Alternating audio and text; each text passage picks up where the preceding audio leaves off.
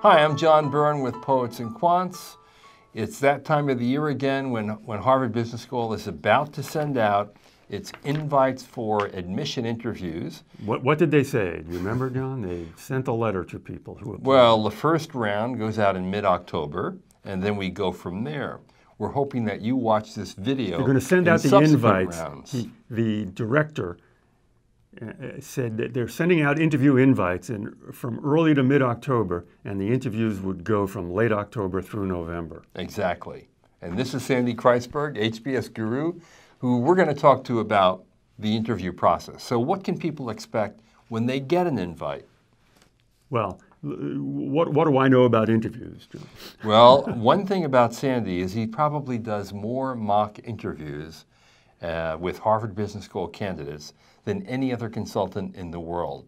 Last year, what did you do? I don't know about that. Did you do 250? No. What did you do? Harvard interviews 1,900 people. Of those 1,900 people, I did 125 mock interviews. So that's almost a valid sample space for a peer-reviewed article in the Journal of Business School Consulting. It's a lot better sample than the presidential polls we read every other day right now. That's right. So 125 people found me and paid me.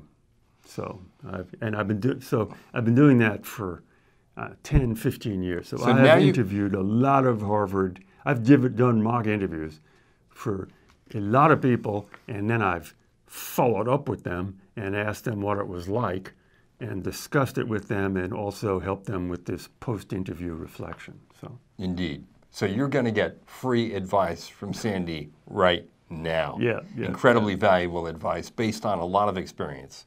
Okay, so what can people expect? Number one, these are interviews that are done by the admissions staff, not alumni, not second-year students. By and large, right? They're done by the admissions staff. They state they take a half hour.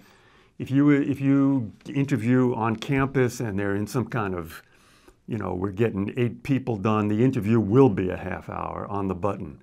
If you interview in a satellite city like New York or Mumbai or Dubai, sometimes the interview will go on longer if there's nobody right behind you. But plan on a half hour.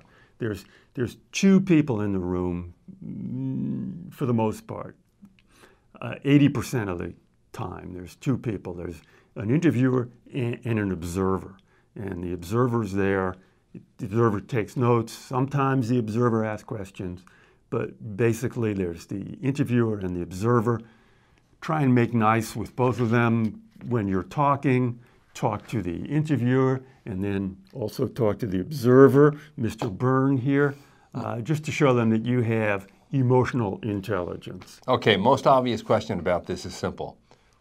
Do you have an advantage if you come to campus versus Skype or in person in another city? Yes, but it's not the advantage you think. The advantage of going to campus is you'll get more relaxed. If you go to campus, you'll be hanging around with other people.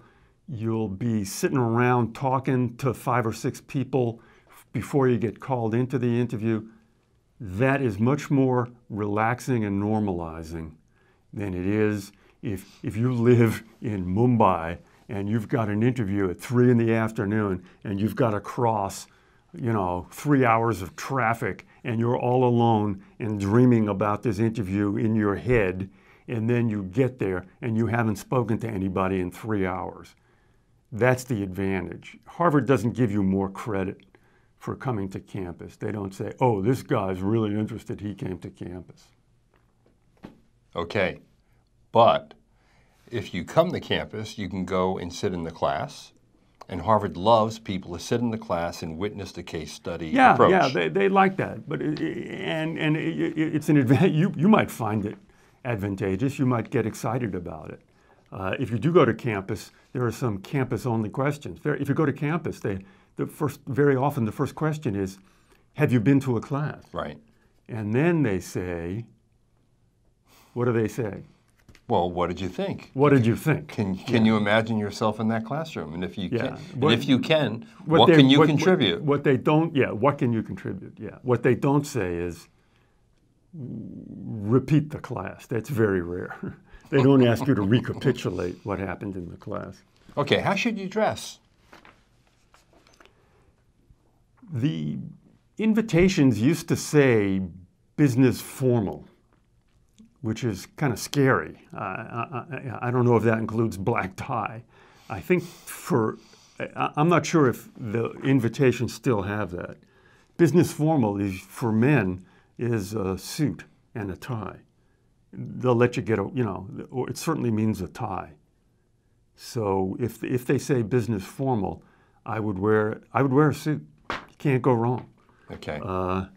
And if you're a woman, you'd wear, obviously, the suit equivalent. Yeah. What you would wear to a company. And just quickly, don't try and make points. All your dress can do is lose you points. It's not like interviewer says, "My, that person was well dressed." Don't wear bling. Don't turn it up. Don't wear a $200 necktie. Don't wear one of those two-tone shirts. Don't wear cufflinks. Don't wear suspenders. In other words, don't do anything that's going to make you stand out. Correct. But both in your dress and in your answers. Okay, let's get to that. Most common mistake made, what would you say it is in an interview at Harvard?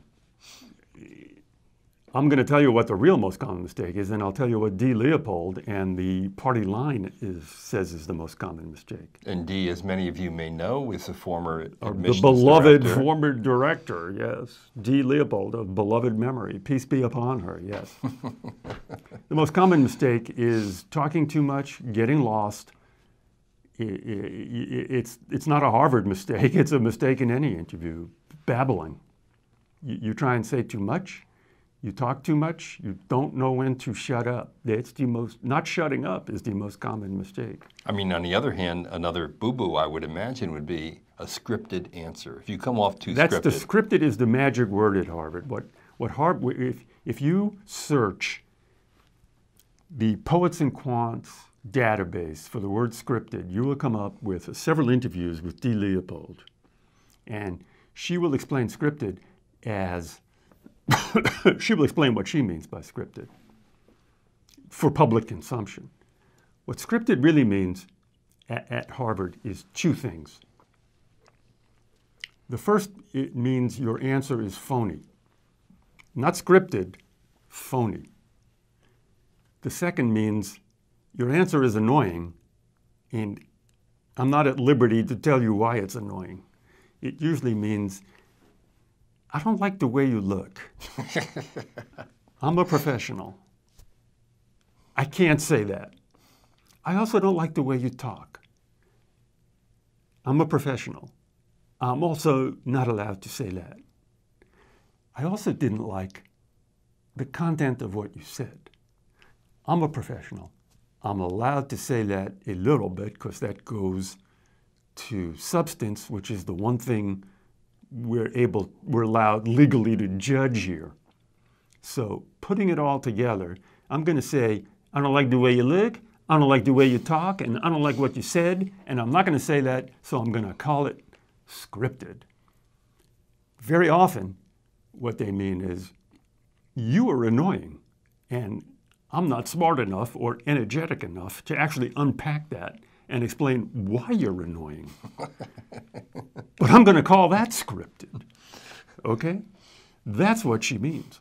Okay, you get an invite. What are the typical areas of questions that you could expect to receive Let's in go an back interview? to scripted. Yeah. Here's part of the process. You get interviewed. You go to the interview. You write a post-interview reflection. You get a decision, like you're in or you're out. If you get, what do they call it? Declined, deferred, or as we say, dinged. Released. Yeah, is released. D's That's a word. good word. Yeah, released. It's like catch and it's like fishing. Right? Catch and release. We caught you for the interview, but now we're releasing you because you don't weigh enough. Right. Very good. Harvard may still and used to allow you to call the admissions office, and they will tell you why they rejected you. Ha, ha, ha. Anyway, they claim they'll tell you. I myself have spoken I don't know, 50, 60 people who've gone through that process. They got dinged, they called, they spoke to Harvard, and Harvard told them why they got rejected. And they were told they were scripted. This is an email from one of these people. Okay. I spoke to Dee. She said I should try to interview in more real time. What do you make of that? Scripted. Yeah. He sounded robotic. Not try to come across too polished or canned. Right. Scripted. Yep. Here's a quote. They're never going to accuse you of that.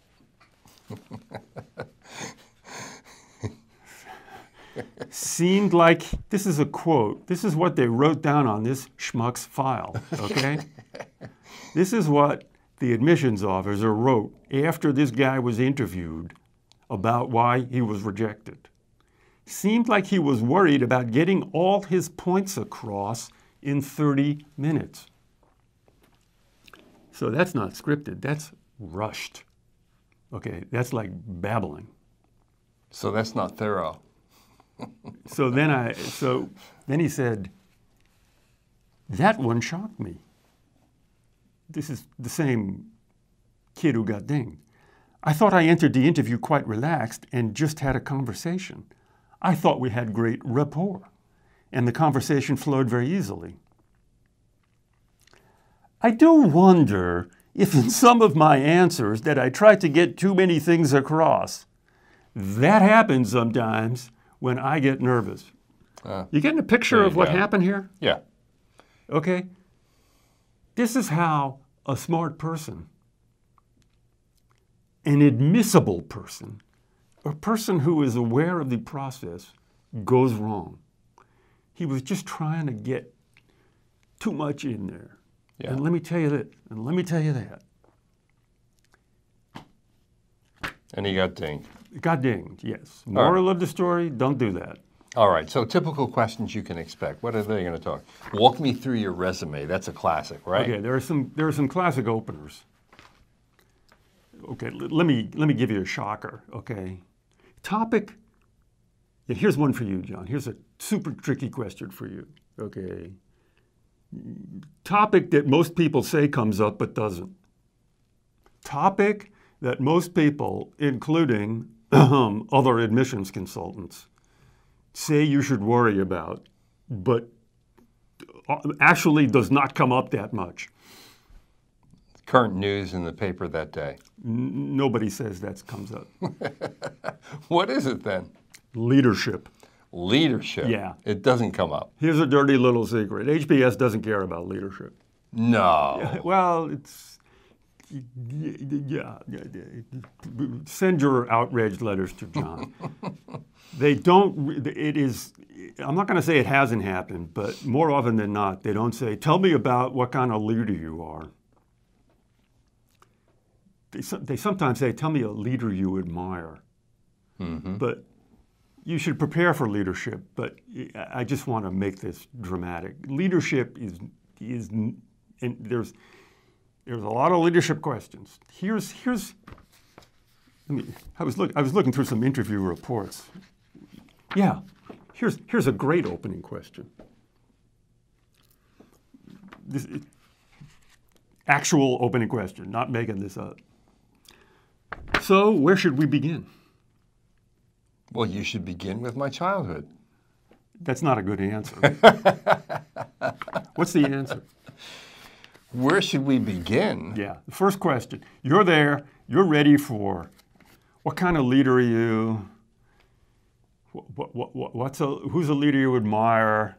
What are your 3 leadership traits? What are the pillars of your value system? And then you've read books and they say, they sometimes say, have you been to a class? And then they sometimes say, why do you want to come to HBS? And the first question is, so where should we start? We should start with the road that led me here. That's where we should start. That's what I would say. I-93? No, not that road. My personal and professional road that led me to this room at this moment in time. Do you think that sounds canned? No, absolutely not. Do you think that's a better answer than, I'd like to start by telling you about what I do now. Well, How's that for an answer? it's okay. Do you see the I like my difference? answer better. Okay, you may be joking, but allow me to make a real point. My answer's better. His answer is affected and stilted. If you're there, the person says, where do you want to start? What the person is signaling is, let's keep this real, okay? I'm here, you're here. Let's drop the facade. Let's have the process. Where do you want to start? The answer is not, I'd like to start on the road that led me here, which is a little bit affected, versus saying, I'd like to start about telling you, what I do now. And they'll say, please do. Yeah, there's a casualness about that, an informality that makes it more natural. Natural is the key word. Yeah. Right. Right. What about a couple of other questions? A couple of other surprisingly frequent questions, and one is really baffling. What did you think of the application? Somehow they ask that question a lot. I mean, you can't be critical. What's your answer, John? Well, it allowed me Wanna the see. chance to be incredibly introspective about my life and my future. Okay, say it as if you paid attention to what I told you. That's the way I speak. No, I'm it's a not. writer. I drove up with you. Okay, it made me think about what my goals. What did you think of the What my application? goals are and what I've been doing the rest of my life. Something like that, I guess, would be okay, right? It was it was a rare opportunity to actually reflect about things. How about that? There you go. This is why they pay you the big money. I keep telling you. Right. Okay, what about oddball questions? I know that we have at Poets and Quants a list of the most unexpected questions an applicant can get. These are real questions. Okay, we're going to get to Okay. the oddball questions. Yeah. Let's go through the topics that actually do get covered. Okay. College is a topic that gets covered. There's often sometimes it's the first question, why did you go to X college? And this is a famous set piece. Let's say you went to Harvard College, So the first question is, well, tell me about your decision to go to Harvard College. Okay, what's your unfiltered answer, John? Hey, it's a great school. It was No, my your dream, my unfiltered target school. school. I feel like I was incredibly blessed and lucky and privileged to get in. That's not bad. The unfiltered answer is, duh. Why did I go to Harvard? Because it's the best university in the world. Duh. Right. Okay, college. There's a structured answer, which is, when I went to high school, I was interested in liberal arts. I spoke to my guidance counselor. I was a high performer in my high school. It was a big suburban high school. I wasn't the valedictorian. I wasn't the word underneath that, but I think I was third, whatever the word for that is, near the salutatorian. But I had high standardized scores. Guidance counselor said, you should think about top Ivy League schools. I was certainly, to be honest, open to that. So I visited. I come from New Jersey. I visited Princeton. I visited Yale. I went to Dartmouth. I went to Harvard. And in the course of those visits, I really liked Harvard a lot. I liked the house system. I liked the fact it was in Cambridge. I attended a lecture which blew me away. It's hard to say no to Harvard.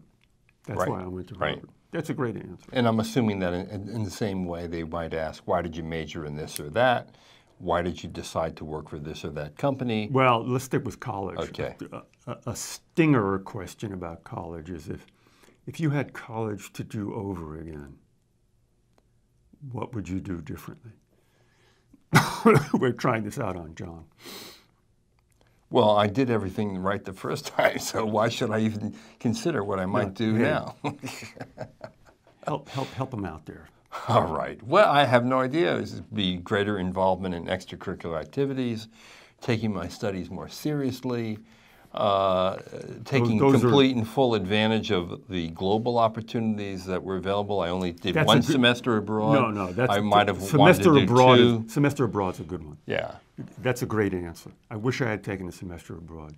And then if they say, how come you didn't? You go, I was enjoying what I was doing. It was one of these things where it's hard to get somebody to, stand, it's hard to somebody to get up off a chair. I was sitting down. I was enjoying what I was doing. The semester abroad thing seemed disruptive, and I didn't have the energy or the intelligence to do it. It would have been a great experience. And I had a leadership position in a campus organization. Don't say that. That represented my passion. No. And I didn't want to leave it. You're like the guy who got dinged, okay? You're being very good about that. You're like the guy who got dinged. All right, what other They also formulate this question in a way like, what would your senior year self say to your entering self? What advice would you give yourself? What advice would you give yourself when you entered college? Engage fully, meet as many people, develop relationships, Learn as much as I can. Yeah. What? Avoid that course. Avoid that course? Take a junior year abroad. How about that? Yeah, there you go. We're going back to that global experience. Yeah. No, that's just a good answer. Yeah. Another good thing about what you would do differently in college, more computer stuff. That could be a good answer. I wish I learned how to code. That's an answer. That's a good answer. If you're a nerdy guy, you could say, I'm really interested in movie making, and they offered a course, and I didn't take it. I don't know why. I wish I had taken that course. What about the company questions? Let's do this in order here. So there's a series of questions about college. Then there's a series of questions about jobs. You should be able to explain, for every job you have, you should be able to explain why you took that job. What was the job? What was expected and unexpected? What did you like most about the job? And if there are jobs after that, you should be able to explain what job did you take after that? So you should be able to do that. That does come up. And sometimes they say, if what you do is not clear, they ask you to explain what you do. There's also, let's get back to a very important opening question. There's this is a very difficult question. They sometimes say, introduce yourself to the observer. I've read your application. Introduce yourself to the observer who hasn't read your application. You've got to be able to do that without getting lost. A lot of people talk too much, and if you outline what they say, they start here and then they go over here, then they make an explanation about something over here, and then the explanation leads them to a digression. So instead of being able to introduce yourself to the observer this way, you're doing this, and then you're going around, and then you're digging yourself in a hole, and then at the bottom of the hole, you find something interesting, so you're digging sideways. You get the picture, you don't, ding, ding. They call that scripted, if you could believe it. Okay, what about the oddball questions? You love that, don't you? I do love that. Don't worry about the oddball questions. They usually come later, and they sometimes don't come at all. And you should, there's a difference between being scripted and prepared. You should find the list of oddball questions on the internet. You can buy the Harvest book. You go to Poets and Quants. We have a whole list of them. What are your favorite oddball questions? Okay, if you were an animal in a zoo, what animal would you be? Yeah, okay, what else? If you were an instrument in an orchestra, what instrument would you be? Wow. Those are old-fashioned ones. I guess they are old-fashioned ones. Let's see. What's the latest book you've read and what did you get out of it?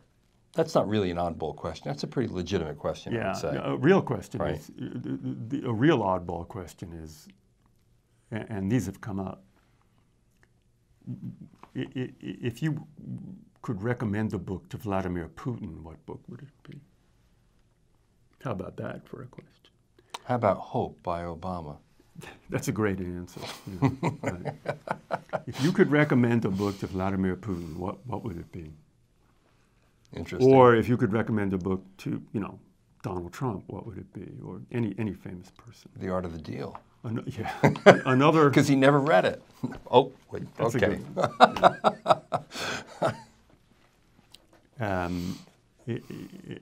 one.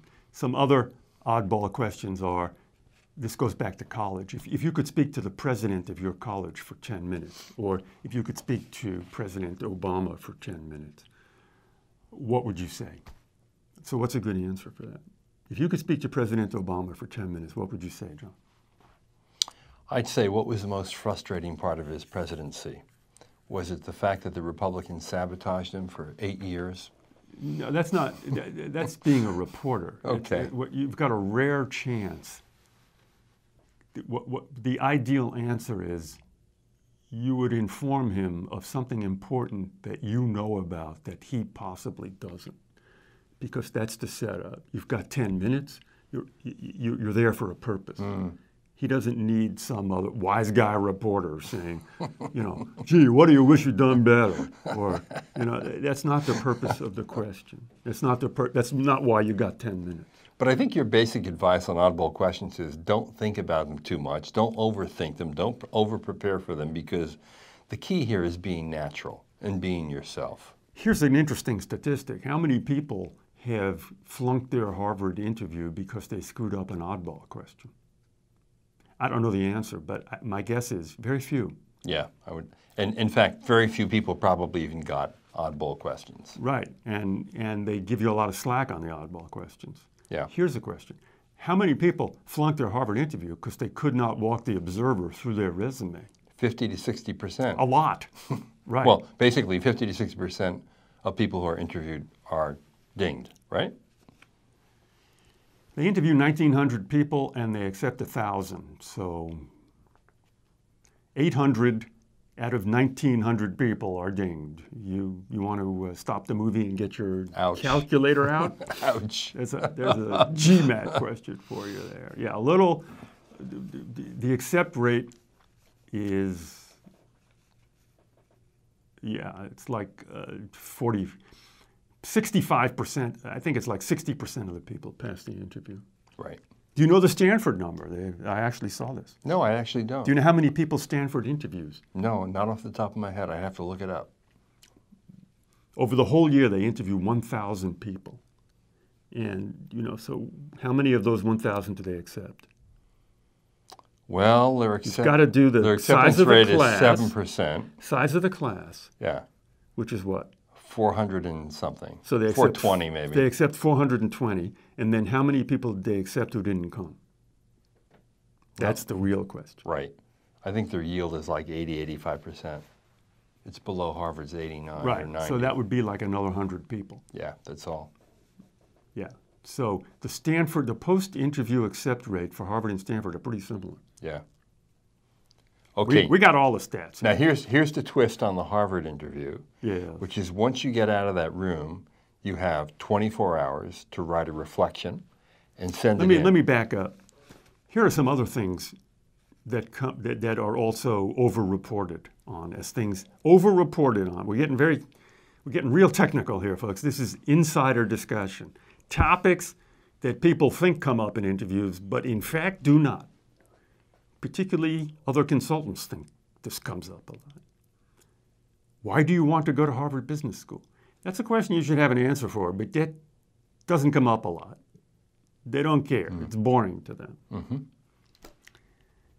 What are your goals is something that people think comes up a lot, and it doesn't come up as much as you think it does. So what the questions that come up. The interview is mostly about explaining your past. And at Harvard, is the interview application blind? In other words, the interviewer No, has the not read interviewer your has, application. that is not true. The interviewer Okay. has read your application. Frequently, the first question, not frequently, but often, the first question is, that was an interesting adventure you described working for Acme Company. Could you tell me more about that? Right, because you know, in some cases that's not true. They're not trying to call you a liar. Right. No, they're just saying, gee, that's an interesting story. You wrote about, you know, a deal you did where you were working with the Chinese government. You know, that's an interesting deal you described at McKinsey, working with the Chinese government. What was that like? That would be a first question. Right. And the post-reflection note, any general advice? You got 24 hours to write. Yeah, this brings up another question. I believe this is also true for this year coming up. After you leave, you've got 24 hours to write what they call a reflection/email. They call it an email because they're hinting that it's informal. We don't want the full baloney here. And the prompt is, you just had your HBS interview. There's two different prompts. It's similar to the essay. How well did we get to know you? Mm-hmm. Yeah, that's a tough question. Mm-hmm. How well did we get to know you? Okay, so how do you start that answer? Let me cut to the chase. Do you post interview reflection? Doesn't count. Not many people have been rejected for goofing up the post-interview reflection unless you do something radical, which, you know, doesn't happen. On the other hand, this is also important. You're not going to save yourself with your post-interview reflection. If you screwed up the interview, coming up with a better answer is not going to change their mind. You're done. Even if you acknowledge that, you know, you wish you'd performed better at the interview, you were nervous. Don't say that. You shouldn't say that. Right. Okay. It's not going to save you, and they may not think you were nervous. Right. Okay, here's another thing, contra to the advice of other people who claim to be experts in this area. Not to mention any names. Don't write a thank you note. Why not? I have no idea. Why not? Wouldn't it be proper courtesy simply to say thank you? No. First of all, they are officially on record someplace as saying don't write a thank you note. Not that I would stop. Not that conclusively answers the question. Okay.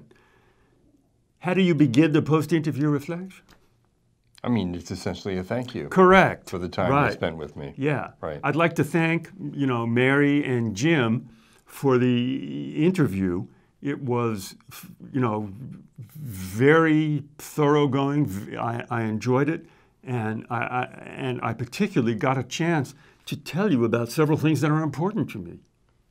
Right. And then what you can do is you can say, yeah, to answer your question, how well did you really get to know me?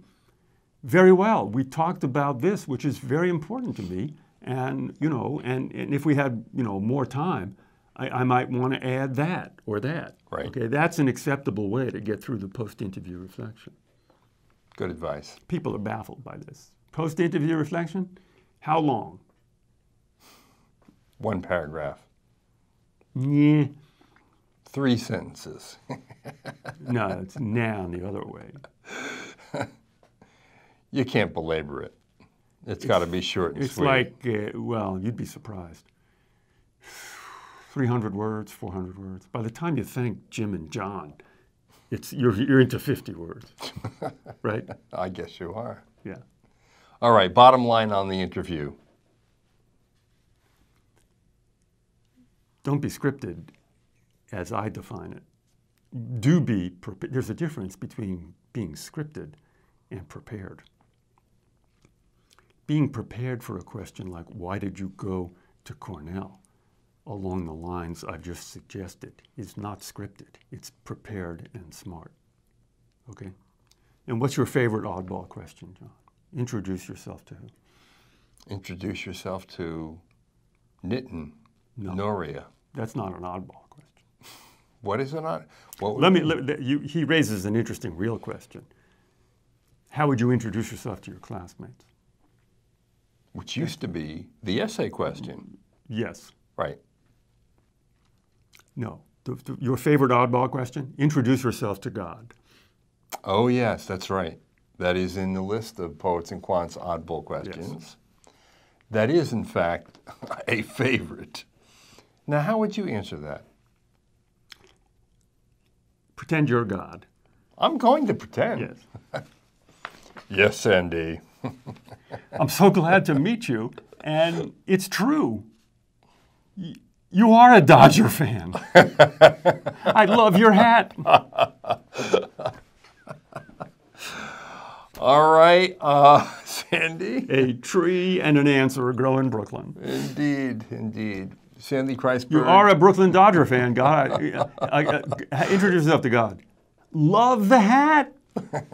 And you are a Brooklyn Dodger fan. All right, that's Sandy Kreisberg, HBS Guru, giving you the skinny on the HBS interview. We hope you get invited. And if you do, remember, don't be scripted, be prepared. This is John Byrne with Poets and Quants. Thanks for watching.